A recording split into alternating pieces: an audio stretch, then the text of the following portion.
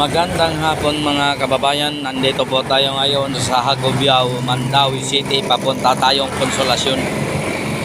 By the way mga kababayan, ngayon lang ako nakabalik sa pag-download ng video kasi alam mo naman ang panahon natin ngayon. Wala ang pangbili na ang load.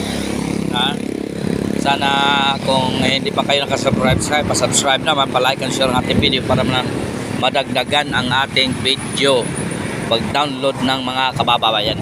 By the way mga kabayan, magko-comment po tayo ngayon. Si Pastor Apollo Kibuloy ay tumakbong bilang senador. Ako talaga mga kababayan, ako payag talaga ako. Naayos nga ni Pastor Kibuloy ang kanyang kingdom sa anong dapat gawin at yung kanyang mga ginsakupan. Paano na kaya ang ating bansa? Paano na kaya? Kaya yun mga kababayan ay talagang 100% talaga ako boboto kang pastor. Itong mga trapo sa Malacanang, itong mga trapo sa Congress at sa Senate, wala na silang karapatan mag-stay dyan mga kababayan. Dapat kahit anong mga sabihin ninyo na kapag against ka sa kanila, gagawa sila ng paraan para lang mapatahimik ka. Yun ang katotohanan mga kabayan. Yun ang katotohanan. Bakit ganyan sila? Hindi sila marunong tumanggap ng kamalian. Hindi sila marunong tumanggap ng anuman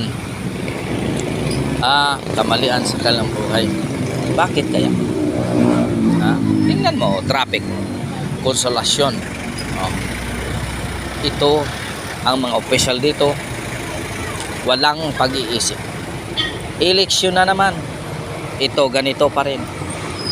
Tatakbo kahit kuno tumulong.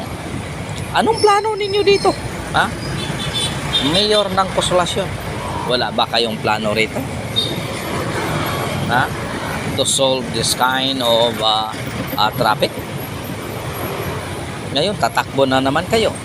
At isa na naman itong panglingla ng mga tao dito na talagang tumulong. So, paano yan? Anong naitulong nyo dito ang Konsolasyon na paka-traffic? Wala ba kayong solusyon rito? Mga kababayan, Konsolasyon Cebu.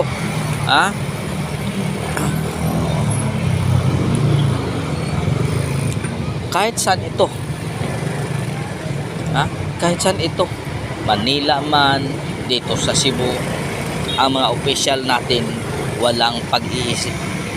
Iniisip lang nila kapag nandyan na sa kanyang upuan, ang iniisip nila kung paano kumita. Yun lang ang iniisip nila mga kababayan. Walang saysay ang mga politiko ng ganito. Tingnan mo ka-traffic. Ito, hindi ito syudad mga kababayan. Isa itong municipality of Konsolasyon. Pero ang traffic hindi nabibigyan ng solusyon. Ito, dapat ito ang bigyan nila ng pansin. Paano i-improve ang iyong lungsod kung wala naman kayong solusyon? Ang sasabihin lang nyo, tulong, ayuda. Hindi yan solusyon sa kahirapan. Hindi yan solusyon mga kababayan. Kaya kung ano man ang plano ni Pastor Apollo Kibuloy, talaga ito ang totoo. Support tayo dyan. Suportahan natin sila. Suportahan natin sila sa PDP laban o kahit man ano man si Pastor. Kahit man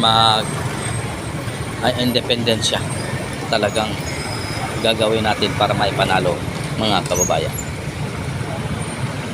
Naayos niya ang kingdom. Tingnan mo ang kingdom. Hindi nga tayo nakapasok, pero kapag nakita ng video, tingnan mo, napakaganda. Yung prayer mountain nila, tingnan mo, napakaganda ang prayer mountain nila. Napakaganda mga kababayan ang prayer mountain. Bansa pa kaya hindi kayang ayusin? ni Kibuloy kasi maraming batas. Maraming batas na talagang nabubutas mga kababayan. Ha? Maraming batas ang ginagawa. Pero gagawa-gawa sila ng butas para lang makalusot kung ano mang mga hakbang na pwede lang gawin, makalusot. Tingnan mo. Ha? Mga scammers nakalaya. Ha? Mga scammers mga kababayan nakalaya. Drug lords nakalaya. Ano? For the first place, first hearing, mabigat daw ang ebidensya. Mabigat ang ebidensya. Tapos ngayon, nasaan ang sinasabi niyong mabigat ang ebidensya? Ha? Ito bang sinasabi niyong mabigat ang ebidensya? Na bakit nakalaya? Kasi ang batas na ginagawa may butas. Ha? Ganyan tayo mga kababayan. Napakahina ang justice system natin, makasabi. Kapag mamayaman, mahina ang justice system natin. Pero mahihirap, sulit ang justice system natin sa ating bansa. Bakit tayo nagkaganito? Ha? Bakit?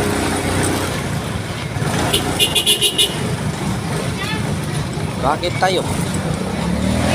Ha? Tingnan mo.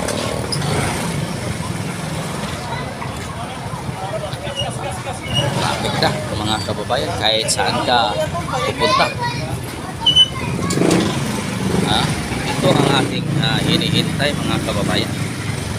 By the way mga kababayan, maraming salamat sa suporta mga kababayan. Hanggang dito na lang.